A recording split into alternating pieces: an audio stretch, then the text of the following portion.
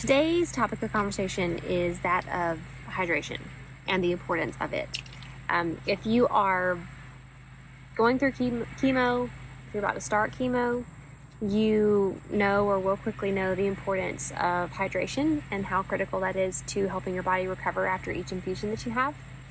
It made a massive impact on how I was able to recover from each infusion, and I could see like a strict correlation between how well I did on hydration the day of, after, for the next 2 or 3 days, for the setting me up for the weeks to come in between infusions. And so personally, I recognize the importance of chemo or of hydration during chemo, and it's not just something that the doctor or care team is telling you to do. Like, you really need to take it seriously. So I'd encourage you to, if you haven't already, to make that commitment and that intention to doing what you can. I think for me, there were so many uncontrollables, right? Going through the chemo process, I knew hydration was something I could control. So that was important to me and helped make me feel better that I was doing everything I could to set myself up for success. So just sharing a few kind of tips and tricks. I mean, they're pretty basic, but things that helped me that I didn't really think of before, and now I know. But very early on, lemon and ginger water tasted just like money to me. It tasted so good. The ginger helped, fight the nausea. And then, of course, the lemon just kind of helped cut the thickness of water that I was experiencing. There's a much more refined way to make it. I just literally chopped up ginger and lemon and threw it in a cup and filled it with ice and water and drank it and spit the pieces out. I would recommend some type of infusion water bottle, right? No pun intended, but something that helps keep out the bits and pieces.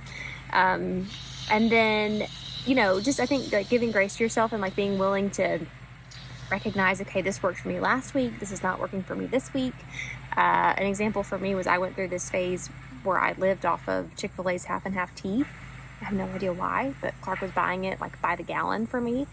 And obviously they say to try to stay away from sugary and caffeinated drinks, which we should do in general. But in that moment, it worked. It tasted great to me, and I just allowed myself to have it, and it really helped me make sure I was staying hydrated. The other thing, obviously, electrolytes.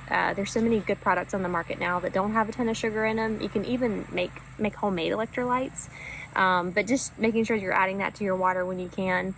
Also putting a little spoonful in ice cubes if you're making homemade ice cubes and ice trays. That can be really helpful because you're doing two things. If you're prone to mouth sores, or if you're really struggling with dry mouth, ice cubes and just crunching on ice feels great. But then if it's got electrolytes in it, it's just that much more hydrating. So that was something that I did that really helped. And then, of course, just trying to prioritize foods like fruits and vegetables that are high in hydration, like watermelon and cucumber and things like that. For me, the colder the better, and the smaller bites the better. I didn't do well with big bites or large quantities of anything, but small bites, really cold, always really sounded good to me. So those are a few things that I did. I hope that's I hope that's encouraging or helpful or practical advice. My mission here on the Peachy Comeback is to empower and champion the women that are going through this diagnosis, and to try to help give some very tactical, practical advice that can help you kind of get through the day-to-day and the journey.